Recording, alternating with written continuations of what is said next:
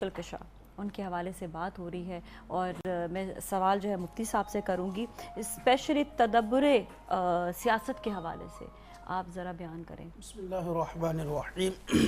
دیکھیں، اللہ تبارک و تعالی نے اپنے نبی صلی اللہ تعالی علیہ وآلہ وسلم کو یہاں پر امور دنیا کے لیے بھی خلافت نصیب فرمائی۔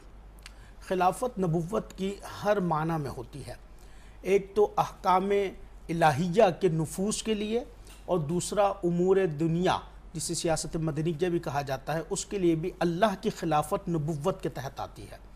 اور پھر نبیوں سے، ہمارے نبی کریم صلی اللہ تعالیٰ علیہ وآلہ وسلم کے بعد نبوت کا سلسلہ ختم ہے اور پھر خلافت کا سلسلہ شروع ہے۔ تو وہ خلافت چلتے چلتے پھر حضرت مولا علی رضی اللہ تعالیٰ عنہ کے پاس آئی۔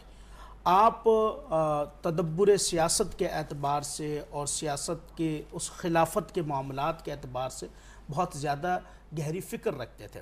اور کیوں گہری فکر رکھتے تھے؟ کیونکہ جس کا علم زیادہ ہوگا، اس کا حلم، اس کا تدبر اور اس کا تفکر بھی زیادہ ہوگا۔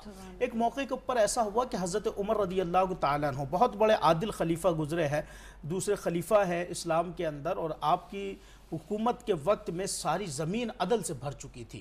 حضرت عمر رضی اللہ تعالیٰ عنہ کی بارگاہ کے اندر ایک کیس آیا، اس کے اندر عورت کے بارے میں ایک حکم کرنا تھا، ایک کیس تھا۔ تو حضرت عمر رضی اللہ تعالیٰ عنہ نے اس کو رجم کی سزا دی۔ حضرت علی رضی اللہ تعالیٰ عنہ موجود تھے، اور حضرت علی رضی اللہ تعالیٰ عنہ نے فرمایا کہ یہ حاملہ ہے، لہٰذا یہ رجم کی سزا اس کے لیے نہیں ہو سکتی۔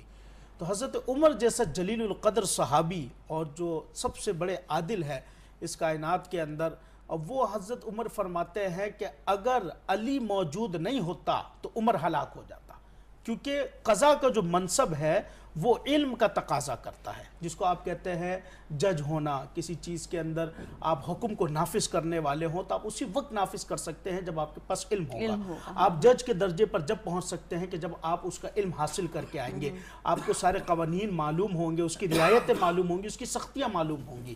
تو حضرت علی رضی اللہ تعالیٰ